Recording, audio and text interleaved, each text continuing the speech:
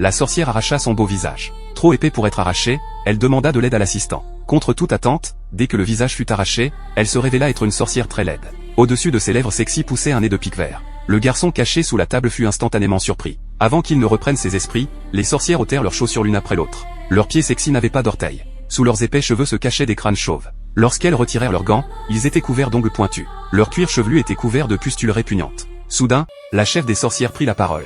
L'objectif de cette année est que chacun attrape 100 enfants. Si l'une d'elles échoue, la chef des sorcières tirera. Un laser tua directement la sorcière qui n'avait pas réussi à terminer la tâche. Les autres sorcières furent instantanément effrayées. À ce moment, un garçon entendit le bruit et voulut se précipiter. Les sorcières se déguisèrent immédiatement pour ne pas être découvertes. Puis ils invitèrent le garçon à entrer et le trompèrent en lui faisant boire une bouteille de potion mystérieuse. Soudain, le corps du garçon se mit à trembler violemment, une bouffée de fumée verte sortit de sa bouche, et son corps ne cessa de rétrécir jusqu'à se transformer en une petite souris. Les sorcières la frappèrent aussitôt violemment. Pour survivre, le garçon se précipita désespérément vers le conduit d'aération à côté de lui. Il survécut. Les sorcières furent ravies de voir cela. Alors qu'elles mangeaient, elles découvrirent soudain que la sorcière devant elles laissait échapper de la fumée verte de sa bouche, et les sorcières autour d'elle se transformèrent également en cochons, tête et visage. Il comprit instantanément que le repas était empoisonné. Mais il était trop tard.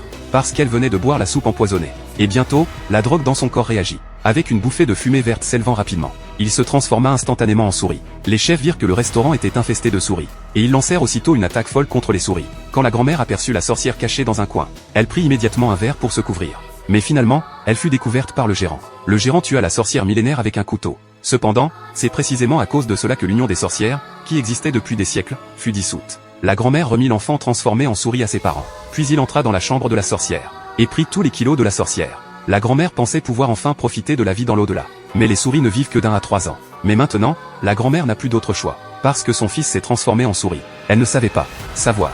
Il y avait encore une sorcière à l'hôtel, dont on n'avait pas encore parlé. Il arriva chez Jerry au cœur de la nuit. Puis il jeta un sort sur la chambre de Jerry. Alors que le corps de Jerry commençait à trembler violemment, il finit par reprendre forme humaine. Il s'avéra que la méchante sorcière était devenue une bonne sorcière après la vengeance des humains. Et à la fin de l'histoire, il n'y avait plus de méchantes sorcières au monde. Les enfants pouvaient enfin vivre une vie heureuse.